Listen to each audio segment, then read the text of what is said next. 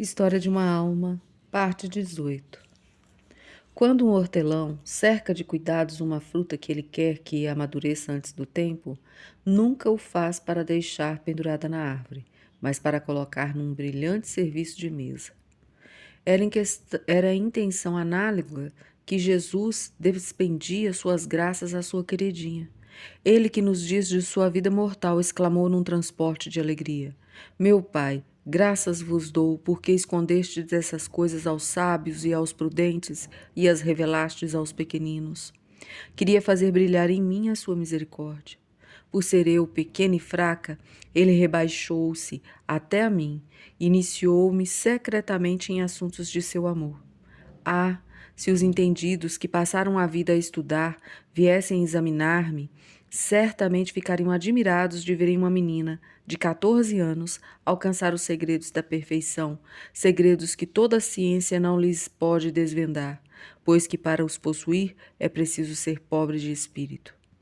Como diz São João da Cruz em seu cântico, não tinha nem guia nem luz, fora aquela que refugia em seu coração, mais segura do que a do meio-dia. Esta luz guiava-me para onde me aguardava aquele que perfeitamente me conhece.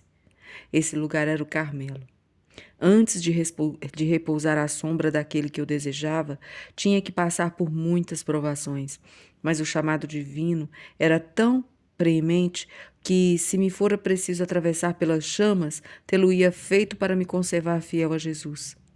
Para me encorajar em minha vocação, só encontrei uma única alma, e esta foi a minha querida mãe. Meu coração encontrou no seu eco fiel, e sem ela não teria, por certo, chegado à praia abençoada, que há 5 anos a acolher em seu solo impregnado de celestial orvalho. Sim, há 5 anos que estava longe de vós, minha querida mãe. Julgava ter-vos perdido, mas na hora da provação foi vossa mão que me indicou o caminho que devia seguir. Tinha necessidade de tal conforto, porque minhas idas ao parlatório do Carmelo se tornavam cada vez mais penosas. Não podia falar do meu desejo de entrar, nem sem me sentir rejeitada. Achando que eu era muito nova, Maria fazia todo o possível para impedir minha entrada. Vós mesma, minha querida mãe, com o intuito de me provar, procuráveis algumas vezes diminuir meu ardor. Afinal, se não tivera realmente vocação, desistiria já no começo, porque encontrava obstáculos desde o momento que comecei a responder ao chamado de Jesus.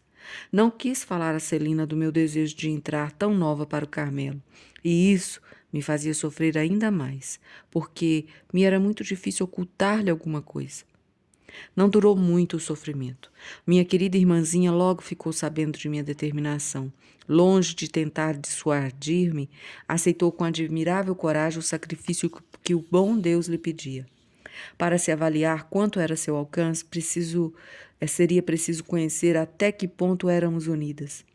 Era, por assim dizer, uma só alma e nos fazia viver desde alguns meses, levávamos a vida mais fagueira que adolescentes possam sonhar.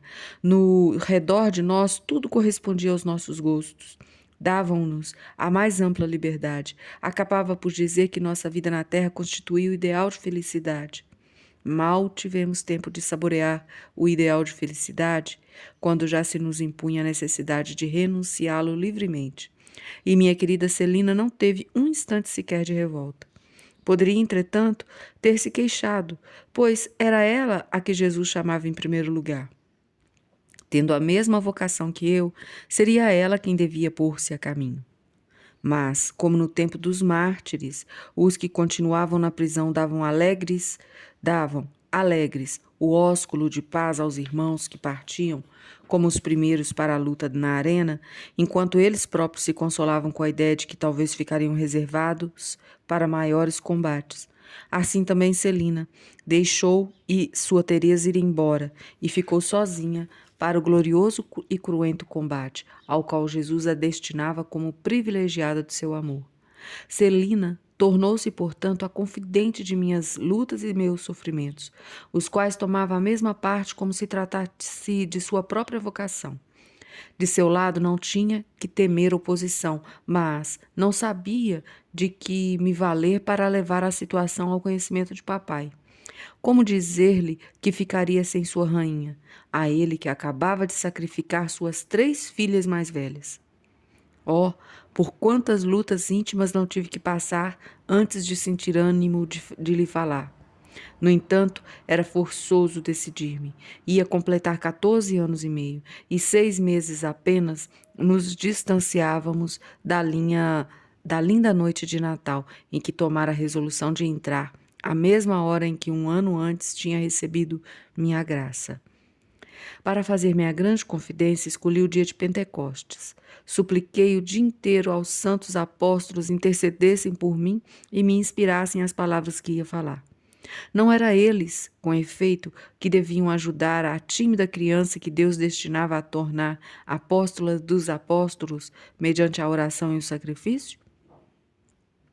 Foi senão de tarde, quando voltávamos das vésperas, que encontrei oportunidade de falar ao meu querido paizinho. Ele fora sentar-se à beira da cisterna, onde contemplava de mãos postas as maravilhas da natureza. O sol, cujos reflexos tinham amanhecido, dourava o pico das grandes árvores, nas quais os passarinhos gorjeavam sua oração da noite. O belo rosto de papai tinha uma expressão celestial. Eu percebia que a paz lhe inundava o coração. Sem dizer uma só palavra, sentei-me ao seu lado, com os olhos rasos de lágrimas. Ele olhou-me com ternura, segurou-me pela cabeça, apoiou-a contra o coração e disse-me: Que tens, minha rainhazinha? Abre-te comigo. Levantando-se depois, como que para disfarçar a própria emoção, pôs-se a andar a passos lentos, sempre segurando minha cabeça contra o coração. Entre lágrimas, confiei-lhe meu desejo de entrar no Carmelo. Então, suas lágrimas fundiram-se com as minhas. No entanto, não proferiu palavra alguma que me desviasse da minha vocação. Limitou-se simplesmente a observar-me, que era ainda muito nova para tomar decisão de tanta gravidade. Eu, porém, advoguei tão bem minha causa que, com sua índole simples e reta, papai logo se capacitou de que meu desejo era o do próprio Deus e, em sua fé profunda, exclamou que o bom Deus lhe fazia grande honra em lhe pedir assim suas filhas. Prosseguimos muito tempo nosso passeio.